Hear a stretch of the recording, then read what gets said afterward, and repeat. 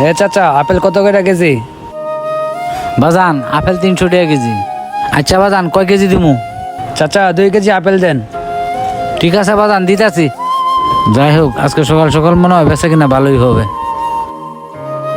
ভালো দেখে 2 KG apple দিয়ে দিই। জানিসি মনে হয় 2 কেজি হয়ে যাবে। হে চাচা তাড়াতাড়ি দিন, আমার কিন্তু তাড়া আছে। আচ্ছা বাজান দিতাছি। এই লন 2 কেজি আপেল। আচ্ছা ঠিক আছে চাচা।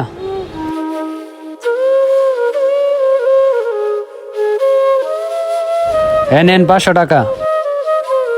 বাজান 2 কেজি আপেল তো 600 টাকা, আপনি তো দিচ্ছেন 500 টাকা, আরো 100 টাকা দেন। চাচা রাইকা দেন, আপনি কিন্তু পচা আপেল দিচ্ছেন, আমি কিন্তু দাম দামও বলি নাই। না বাজান আমার 600 টাকায় দিতে হবে। আরে চাচা রাখেন রাখেন, পারবেন, সমস্যা নাই।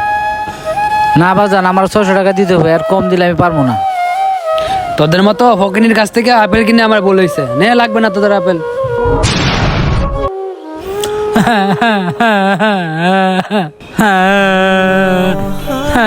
আমার আপেল গুলা ফালাই দিলেন। আরে চাচা কান্না করেন না, দাঁড়ান।